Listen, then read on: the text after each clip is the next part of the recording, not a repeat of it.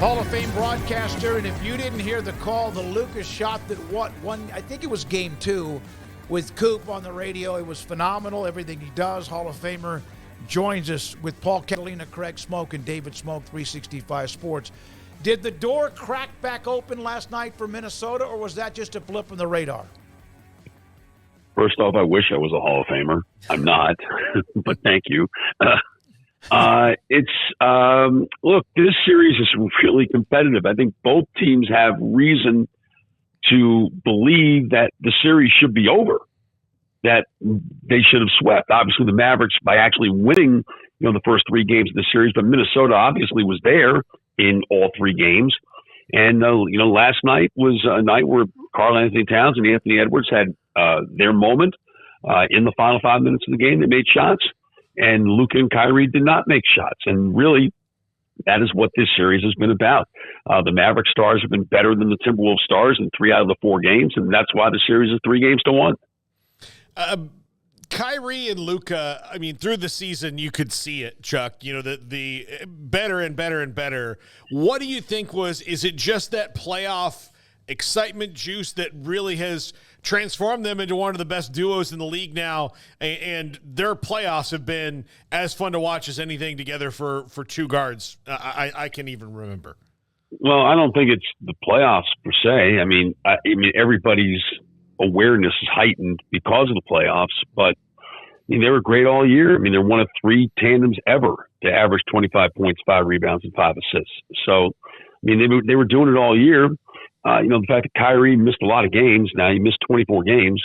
And maybe he's a little fresher than a lot of other guys around the league, and it's kind of played its way out in the playoffs. But, there have been some phenomenal games from Kyrie, and then, there have been some average ones. There were several of them in the Oklahoma City series. This was the first one in the Minnesota series. But he's been terrific. But, he had a bad game last night and had some bad decisions. The late pass that they tried to throw off the floor left-handed, cross court that Kyle Anderson intercepted. It was a terrible play. But, I think you just got to chalk it up to one night that neither one of them really played great. Even, when Luka's not playing great, is 28 points, 15 rebounds, and 10 assists, which is just mind-blowing to even think of. But, the one thing about this team, as seemingly is the case with our Dallas-Fort Worth teams of late, they're phenomenal on the road. The Rangers won all their road games. They were 11-0. The Stars are 6-1 going into their game tonight against Edmonton. And, the Mavericks are, 6-2 on the road. So I don't think they'll be intimidated going into Minnesota. I think they know that the game was there for the taking last night, even though they didn't play really well. But if they do somehow manage to play their game, and if, history repeats itself the way it has in the first 2 series, where, the Mavericks won games 2 and 3, they lost games 4, and they won both game 5s against the Clippers and Oklahoma City, and did so pretty convincingly, that Ernie Johnson will be talking to Jason Kidd and Luka tomorrow night on the floor in the Target Center.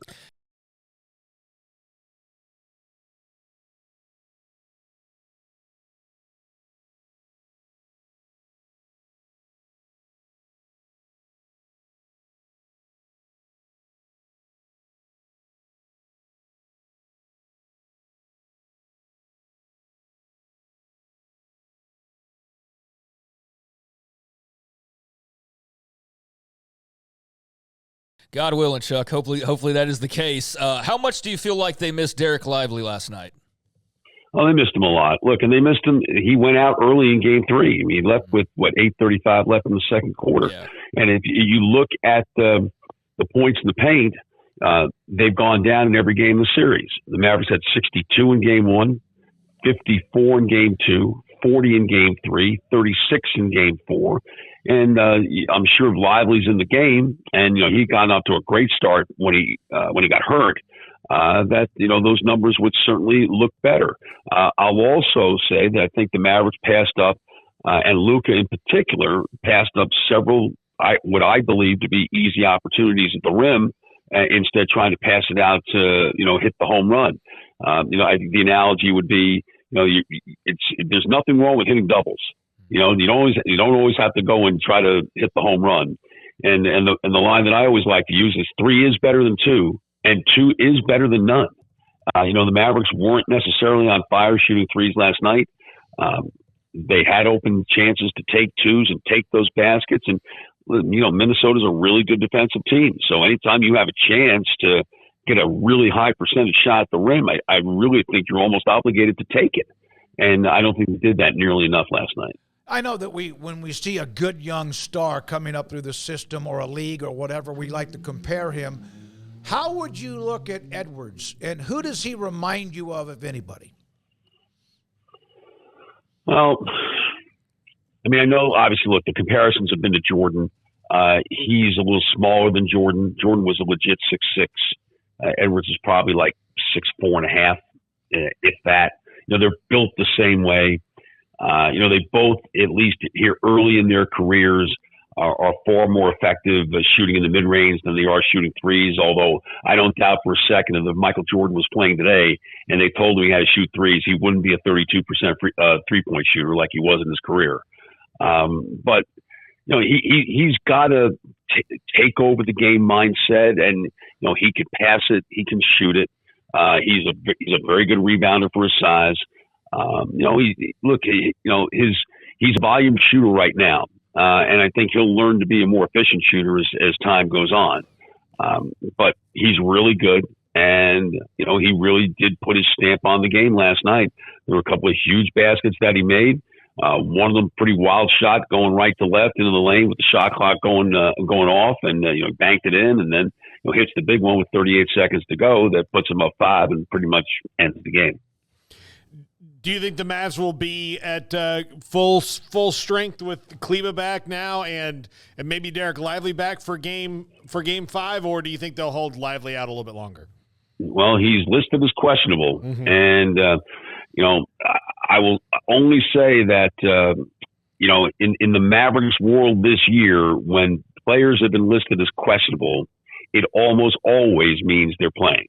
Not 100%. But it almost always has meant that person will wind up playing. So he'll go through shoot around tomorrow, and we'll see see if he does everything there. And but right now, seeing that designation, I would expect him to play, and that takes a lot of pressure off of Kleba, who will play. But you could tell last night that he did not really want to get involved with any contact. Wasn't really looking for his shot at all. He passed up several opportunities to shoot, even though, he had shot well in the playoffs before his injury. But you do want him for defense and for the versatility that he can give Jason Kidd as far as being able to play him with those two bigs, with either one of those two bigs. It becomes really important to do that, especially if you want to try to match up with the Minnesota threesome of Towns, Gobert, and Naz Reid. Chuck, yesterday's news about the Negro Leagues and some of the stats that Josh Gibson, among others, Willie Mays picked up like an extra 10 hits in his career. Your thoughts about the integration, if that's the right word to use here, of the Negro League's historical stats that have been checked and checked and checked over years, and now that is being a part of baseball's history. Your thoughts, and do you like it? I think I do like it. Look, the NFL absorbed the AFL stats from the 60s. And, Joe Namath's 4,007 yards is the first 4,000-yard passing season in NFL history. And he did it in the AFL in 1967. So, it happened, and it happened in professional football. I don't necessarily like the NBA has not done it as it relates to the ABA. Now, you can look on Basketball Reference and you can see the breakdowns and whatnot. But I do wish the NBA would accept what the ABA did, for the 9 years that the ABA was in existence. But I think this is good. It tells the entire history of baseball. And, I haven't had a chance to look at it. I just barely saw the story this afternoon while I was working on some other stuff. But I'll just have to delve into that at some point and see what it all means, There are some stats from Gibson, the home runs, right, Paul? Barnstorming, games like that. They've been able to pick and choose like a needle in the haystack that some of those numbers are not going to work. So he's not the all-time home runs leader, but he is now the single season batting average all-time leader, the career batting average leader, too, OPS, things like that. I think that's just baseball statistics and records. Don't you think are the ones that, to this day and age, no matter how the game has changed or not, are still the ones that are, as you and I about the same age growing up, that were so easy to remember and we just fantasized about them? Yes, I mean we care about we care about 500 home runs, and we care about 300 wins, and even compared to football, football's 1,000-yard season has been completely marginalized by the expansion of games.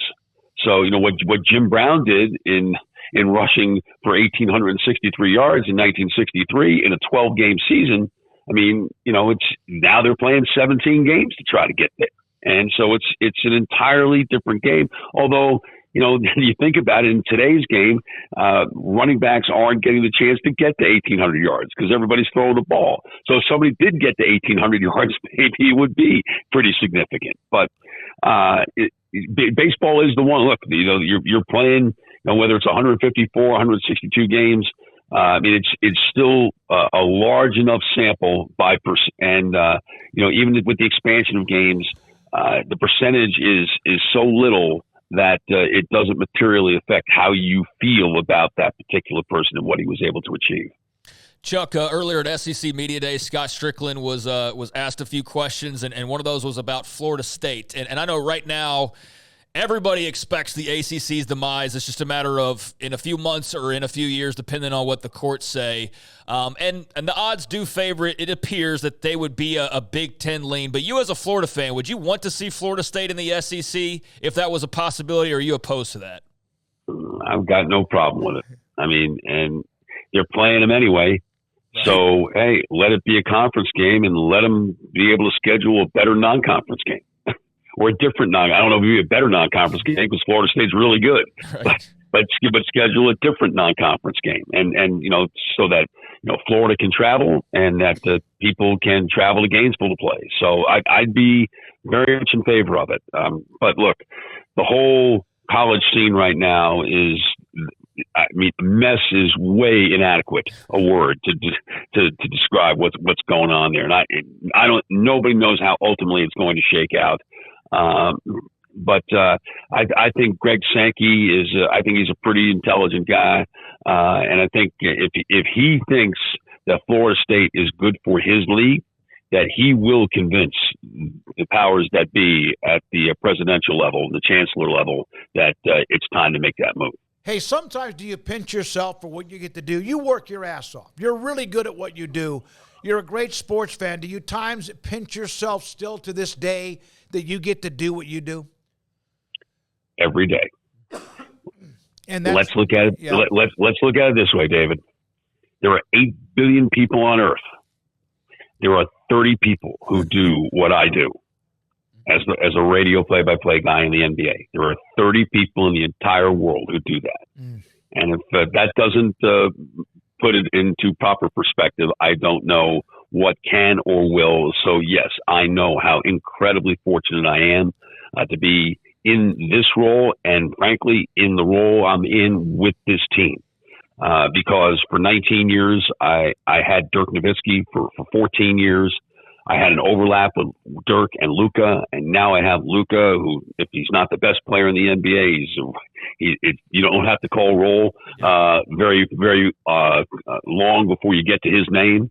So I know how lucky I am. I know how fortunate I am, and I know that every night I go into the building, what I saw at the end of Game 2 is more than just a possibility, and it's incredibly exciting.